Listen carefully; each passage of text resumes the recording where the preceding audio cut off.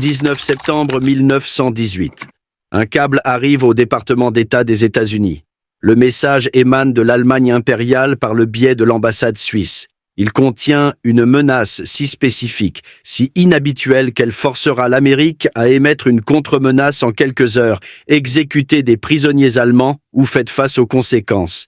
L'arme en question, un fusil à pompe à $25. Les Allemands le qualifient d'inhumain, de violation des lois de la guerre. Ils menacent de fusiller tout soldat américain surpris en sa possession. Pas capturé avec un fusil, pas porteur d'un pistolet, mais avec un fusil de chasse.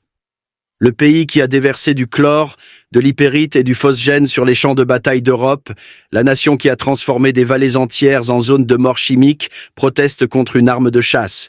Quel type d'arme à feu peut bien terrifier un empire qui a été le pionnier du massacre à l'échelle industrielle ? France, été 1918. Le front de l'Ouest est devenu un charnier. 4 ans de boucherie mécanisée ont creusé une cicatrice à travers l'Europe, de la Manche à la Suisse. Des millions d'hommes ensevelis dans la boue.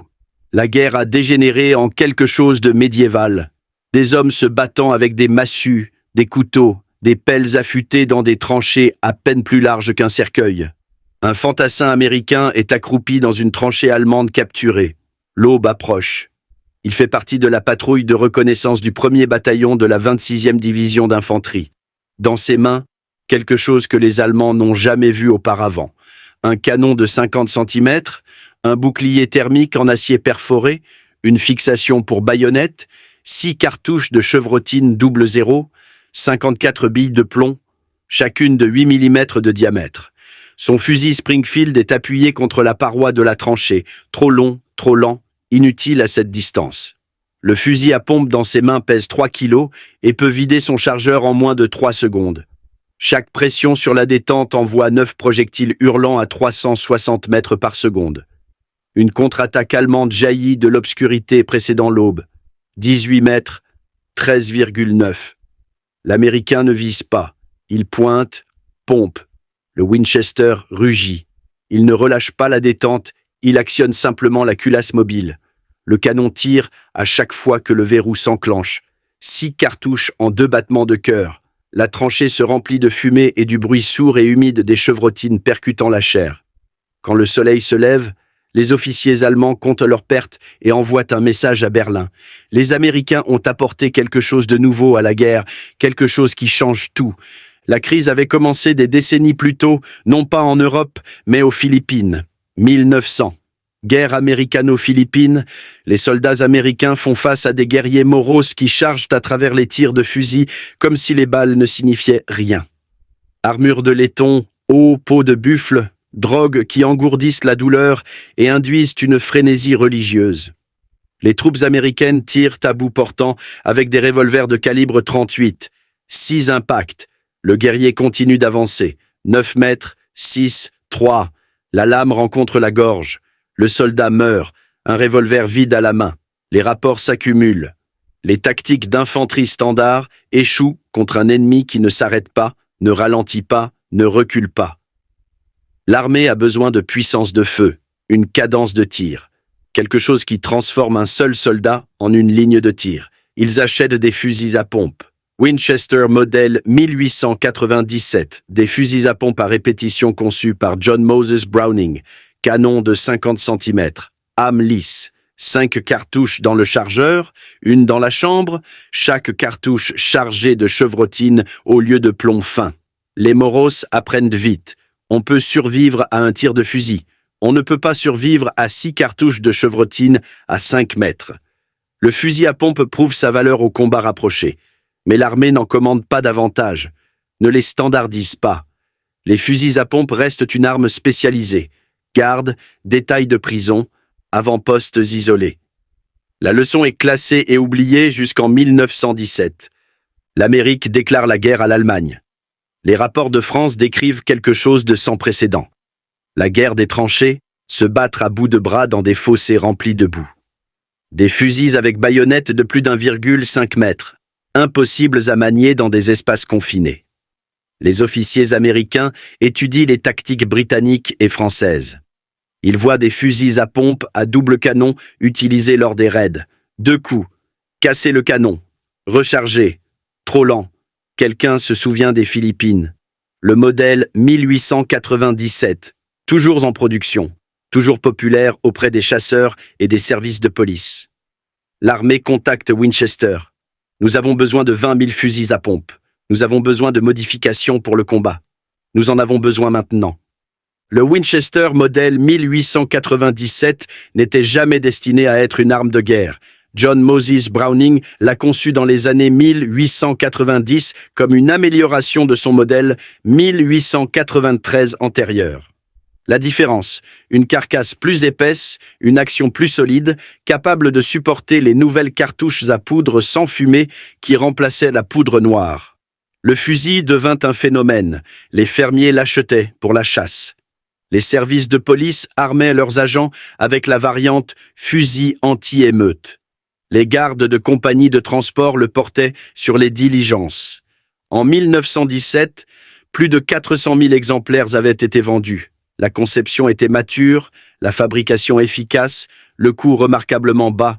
25 $ pour un modèle finition simple. Mais l'armée ne veut pas d'un fusil de chasse. Elle veut une arme de nettoyage de tranchées. Un canon de 50 cm pour la maniabilité. Un bouclier thermique pour que les soldats puissent saisir un canon qui a tiré 30 fois en succession rapide.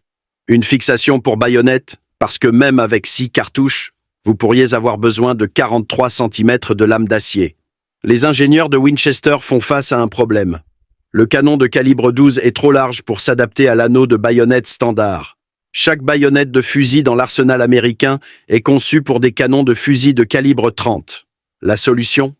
Concevoir un adaptateur qui se fixe sur le canon avec la baïonnette montée en dessous. Ajouter un bouclier thermique en acier perforé avec 6 rangées de trous de ventilation. Installer des attaches de bretelles. Chambrer pour des cartouches de 7 cm chargées avec 9 pellets de chevrotine 00. Les modifications prennent des mois. Les premières armes d'essai atteignent la France en juin 1918. 50 fusils à pompe pour la 26e division, 50 pour la 42e. Instructions, évaluer pendant 30 jours, rapporter l'efficacité, documenter les problèmes. Mais il y a quelque chose que les ingénieurs de Winchester ont découvert lors des tests, quelque chose qu'ils n'ont pas conçu, quelque chose qui rend cette arme différente de tout autre dans l'arsenal américain. Le modèle 1897 n'a pas de disconnecteur de détente, le mécanisme qui empêche une arme de tirer jusqu'à ce que la détente soit relâchée et pressée à nouveau. Sur le Winchester, si vous maintenez la détente enfoncée et actionnez la pompe, l'arme tire à l'instant où le verrou s'enclenche. Tir en rafale par pompage. Videz le chargeur en 2 secondes. 6 cartouches, 54 projectiles, assez rapides pour couper en deux un ennemi qui charge avant qu'il n'ait parcouru 3 mètres. Le département de la guerre le désigne sous le nom de modèle 1917 Trench Gun. La production s'accélère. En septembre 1918, plus de 5000 sont en France. En novembre, 30 000 ont été commandés. Le coût pour l'armée est d'environ 40 $ par arme avec toutes les modifications et accessoires. Un jeune sergent américain s'agenouille dans un poste d'observation avancé près de la forêt d'Argonne. Fin septembre 1918, il pleut depuis 3 jours d'affilée. Tout est trempé, son Springfield est encrouté de boue. Le fusil à pompe sur ses genoux est sale, mais fonctionnel. Les Stormtroopers allemands infiltrent la ligne à 3 heures du matin.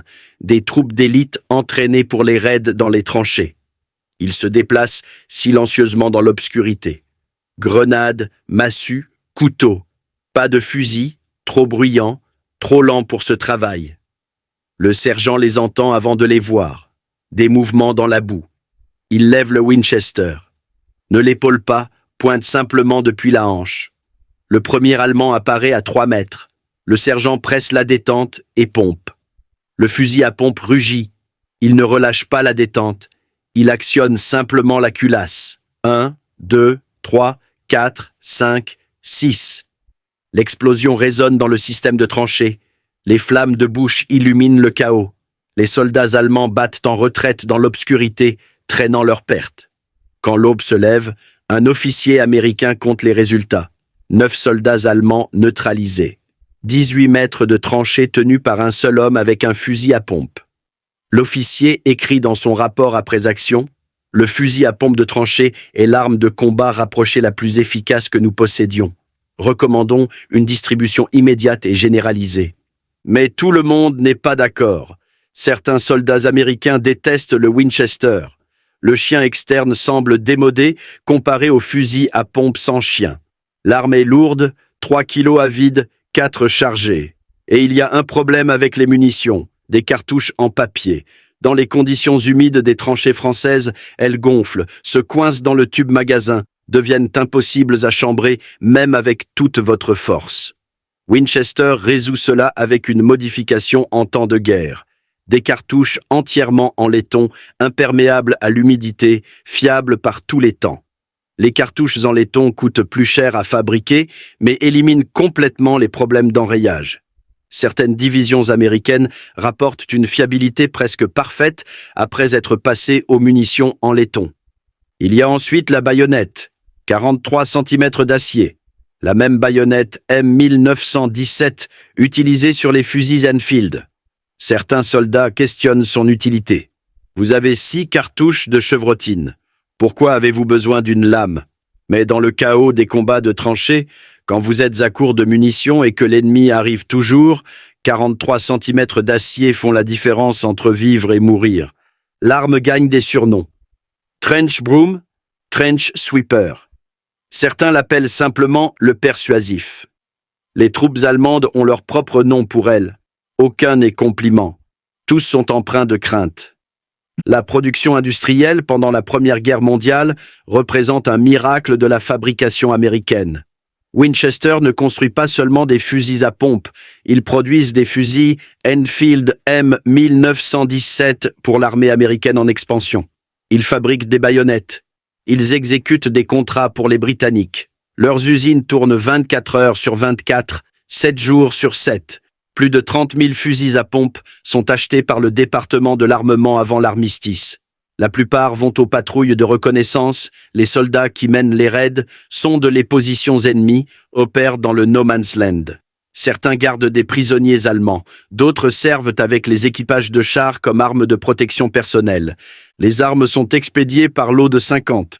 Chaque division les reçoit sans fanfare, sans manuel d'entraînement spéciaux, sans cours formels, juste une instruction de base. Chargez 6 cartouches, actionnez la pompe, pressez la détente. Si vous voulez un tir rapide, maintenez la détente enfoncée et actionnez la pompe aussi vite que possible. Les coûts de production restent remarquablement bas. 40 $ achètent un fusil de tranchée complet avec bouclier thermique, adaptateur de baïonnette, bretelles et baïonnette. À titre de comparaison, un pistolet mitrailleur Thompson en 1920 coûte plus de 200 $. Le pistolet M 1911 coûte environ 55 $ avec plusieurs chargeurs. Le Winchester offre une puissance de feu dévastatrice à courte portée pour une fraction du coût. En août 1918, des fusils à pompe sont assignés aux 5e, 26e, 32e, 35e, 42e, 77e et 82e divisions. Partout où les Américains se battent à courte distance, le Winchester est là. 19 septembre 1918. Le gouvernement allemand dépose sa protestation officielle. Le message arrive par l'intermédiaire de la Suisse neutre. Le langage est précis, juridique, menaçant. Le gouvernement allemand proteste contre l'utilisation de fusils à pompe par l'armée américaine et attire l'attention sur le fait que, conformément aux lois de la guerre, tout prisonnier trouvé en possession de tels fusils ou de leurs munitions perd son droit au traitement de prisonnier de guerre. Traduction. Nous exécuterons tout Américain capturé avec un fusil à pompe. La protestation cite l'article 23 de la Convention de La Haye de 1907, interdisant les armes causant des souffrances inutiles. L'ironie est stupéfiante. L'Allemagne a introduit les gaz de combat en avril 1915 lors de la deuxième bataille d'Ypres. Chlore, puis phosgène, puis hypérite, des centaines de milliers de gazés, des dizaines de milliers de morts lentes. Poumons détruits, peau boursouflée, yeux brûlés dans leurs orbites, l'Allemagne a déployé des lance-flammes en 1915, des soldats brûlés vifs dans leurs tranchées. L'Allemagne a été pionnière de la guerre sous-marine sans restriction, noyant des civils dans l'Atlantique. Et maintenant, ils protestent contre un fusil de chasse qualifié d'inhumain. La réponse américaine est rapide et sans ambiguïté.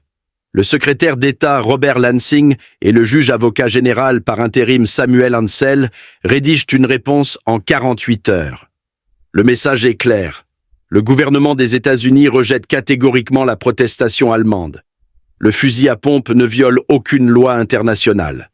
Cependant, si l'Allemagne met à exécution sa menace d'exécuter des prisonniers américains, les États-Unis se réservent le droit de répondre par une action similaire contre les prisonniers allemands.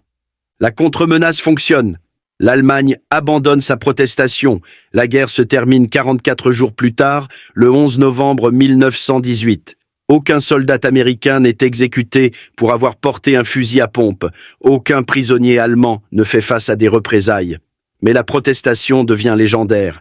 L'arme si efficace que l'ennemi s'en est formellement plaint. Le fusil à pompe qui a terrifié l'armée allemande. L'armistice est signé. La guerre se termine. La plupart des armes sont déclarées surplus et détruites ou stockées.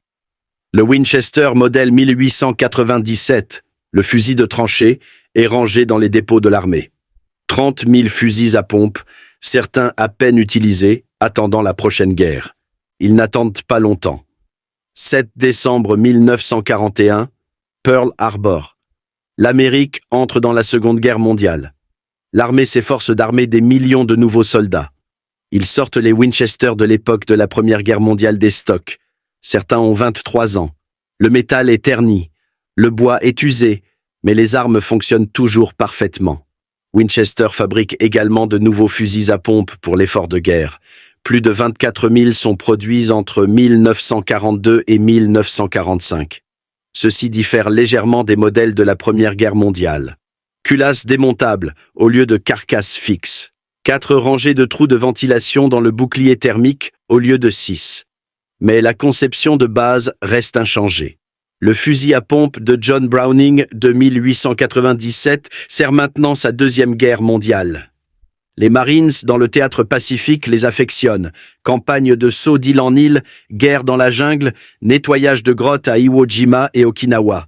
Un caporal des Marines décrit son utilisation à Peleliu. Vous frappiez l'entrée d'une grotte avec des grenades, puis vous entriez vite avec le fusil à pompe.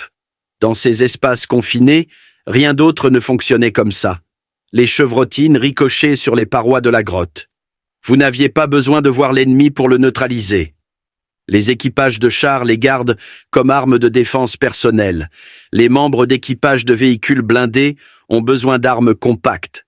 Si le char est touché et qu'ils doivent l'évacuer, un fusil à pompe est plus rapide à dégainer qu'un fusil et plus efficace à courte portée qu'un pistolet. Les chars Sherman américains transportent jusqu'à 5 armes par véhicule. Souvent, 3 ou 4 sont des Winchester. Le problème des cartouches en papier de la Première Guerre mondiale refait surface dans le Pacifique. Humidité élevée, conditions de mousson, les cartouches gonflent et s'enrayent. La solution de 1918 fonctionne toujours. Des cartouches entièrement en laiton. Des entrepôts pleins de munitions de la Première Guerre mondiale sont expédiés dans le Pacifique. Certaines cartouches en laiton fabriquées en 1918 sont tirées au combat en 1944. Les munitions fonctionnent parfaitement. 1950. Corée. La guerre oubliée. Les forces américaines découvrent que les armes de l'époque de la Seconde Guerre mondiale fonctionnent aussi bien par température glaciale qu'elles le faisaient dans les jungles tropicales. Le Winchester 1897 sert à nouveau. Les forces chinoises utilisent des attaques de vagues humaines, des charges d'infanterie massives conçues pour submerger les positions américaines par le simple nombre. Le fusil à pompe se révèle idéal pour briser ces assauts à courte distance. 1965. Vietnam. Le Winchester a maintenant près de 70 ans. La conception est antérieure à la Première Guerre mondiale, à la Seconde, à la Corée. La plupart des armes militaires des années 1890 sont des pièces de musée. Le modèle 1897 part toujours à la guerre. Les conseillers américains arrivent les premiers, des équipes des forces spéciales opérant dans des zones reculées. Ils demandent des fusils à pompe pour le combat rapproché et la défense périmétrique. L'armée les leur envoie. Certains sont des modèles à carcasse fixe de la Première Guerre mondiale, fabriqués en 1917 et 1918. D'autres sont de la production de la Seconde Guerre mondiale. Tous fonctionnent encore. En 1967, les unités régulières de l'armée et des Marines les utilisent largement. Les tireurs de porte sur les hélicoptères les gardent à portée de main. Les tunnels rats, les soldats qui rampent dans les complexes souterrains Viet Cong, préfèrent les fusils à pompe aux fusils. Les espaces confinés de la guerre des tunnels reflètent les combats de tranchées de 1917. Même arme, même tactique, 50 ans plus tard. Un jeune soldat de la première division d'infanterie décrit son expérience. On m'a donné un Winchester qui semblait plus vieux que mon père. Le numéro de série le datait de 1918. La crosse était esquintée. Le métal était usé, mais ce truc fonctionnait. Il tirait à chaque fois que je pressais la détente. Je l'ai porté pendant toute ma tournée. Je l'ai ramené chez moi. Je l'ai acheté à l'armée pour $50. Je l'ai toujours. Le Winchester modèle 1897 combat au Vietnam jusqu'en 1973. À cette époque, certains fusils à pompe en service militaire ont 55 ans, toujours fiables, toujours efficaces, toujours éliminant les menaces à courte distance. 1992. L'armée américaine retire officiellement le Winchester modèle 1897 du service actif, 95 ans après son introduction. 74 ans après ses débuts au combat sur le front occidental. Aucune autre arme américaine n'a servi aussi longtemps. Le pistolet M 1911 s'en est approché, avec 74 ans de service officiel, mais les unités d'opération spéciales n'ont jamais cessé d'utiliser le 1911. Le M 1897 a été réellement retiré. Les chiffres racontent l'histoire. 1 million de fusils à pompe fabriqués entre 1897 et 1957. Plus de 30 000 achetés pour le service militaire pendant la seule Première Guerre mondiale. Des milliers d'autres fabriqués pendant la Seconde Guerre mondiale. Service dans 5 conflits majeurs. Guerre américano-philippine, Première Guerre mondiale, Seconde Guerre mondiale, Corée, Vietnam. Les collectionneurs prisent les fusils de tranchées militaires authentiques. Les modèles originaux de la Première Guerre mondiale avec carcasse fixe et boucliers thermiques ventilés à 6 rangées atteignent des prix élevés. Un exemplaire bien conservé avec les marquages militaires appropriés se vend de 8 000 à 10 000 $. Les versions de la Seconde Guerre mondiale rapportent un peu moins, mais restent très recherchées. La conception a influencé tous les fusils à pompe qui ont suivi. Le Remington modèle 31, le Winchester modèle 12, l'Ithaca modèle 37, le Remington 870, tous empruntent des éléments au 1897 de Browning. Le chien externe a disparu. La conception démontable est devenue standard, mais le principe de fonctionnement fondamental, actionner la pompe, chambrer une cartouche, tirer, reste inchangé. Des fabricants modernes produisent encore des copies du modèle 1897. La société chinoise Norinco fabrique des reproductions en configuration de tranchée et anti-émeute. Elles n'ont pas la finition des originaux, mais fonctionnent à l'identique. Vous pouvez en acheter une aujourd'hui pour environ $400. Même action de tir en rafale par pompage, même chien externe, même système de fonctionnement que John Browning a conçu en 1896. Aujourd'hui, les modèles 1897 militaires survivants reposent dans des musées et des collections privées. Le Musée national de la Première Guerre mondiale à Kansas City expose un exemplaire impeccable avec bouclier thermique et baïonnette d'origine. Le Musée national de la Seconde Guerre mondiale à la Nouvelle-Orléans en présente un utilisé par les Marines dans le Pacifique. Le Smithsonian en possède plusieurs représentant différentes périodes de production et modification. Des organisations d'anciens combattants en conservent comme mémoriaux. Des postes de l'American Legion, des salles de la VFW, rappellent des hommes qui les ont portés dans des circonstances désespérées. Le Winchester qui a tenu une tranchée dans l'Argonne, le fusil à pompe qui a nettoyé des grottes à Okinawa, l'arme qui est descendue dans les tunnels Viet Cong. Mais l'héritage s'étend au-delà des musées. Le modèle 1897 a prouvé quelque chose de fondamental sur la conception des armes. La simplicité fonctionne. La fiabilité importe plus que la sophistication. Un fusil à pompe à 25 $ conçu pour chasser le canard et le cerf est devenu l'une des armes de combat rapprochées les plus efficaces jamais déployées par les forces américaines. La protestation allemande de septembre 1918 ne concernait pas le droit international. C'était un aveu. Le Winchester fonctionnait trop bien. Il changeait l'équilibre de la guerre des tranchées. Il donnait aux soldats américains un avantage écrasant au corps à corps. La protestation a échoué parce que les États-Unis ont appelé le bluff de l'Allemagne. Et dans cet échange, le Winchester a gagné sa place dans l'histoire. L'arme qui était censée être une solution temporaire, l'arme achetée par désespoir, le fusil de chasse qui coûtait moins cher qu'un fusil ou un pistolet de qualité. Il a survécu à tout, servi dans plus de guerres, s'est adapté à plus d'environnements. Des jungles philippines aux tranchées françaises, en passant par les îles du Pacifique, les montagnes de Corée et les rizières vietnamiennes. John Moses Browning n'a jamais vu le service militaire complet du modèle 1897. Il est mort en Belgique en 1926, 8 ans après la protestation allemande, 15 ans avant la Seconde Guerre mondiale, 24 ans avant la Corée, 39 ans avant le Vietnam.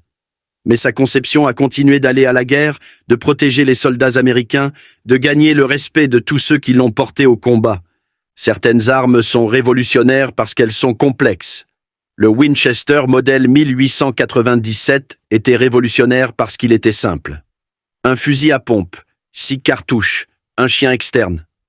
Pas de disconnecteur, pas de fonctionnalité sophistiquée, juste une puissance de feu à courte portée fiable, brutale et efficace, à un prix que l'armée pouvait se permettre.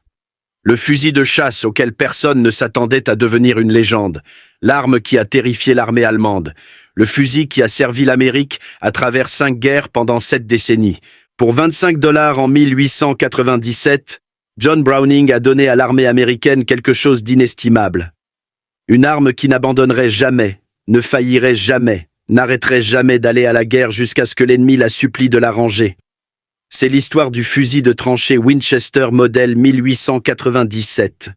Une arme si efficace qu'un empire a formellement protesté contre son existence.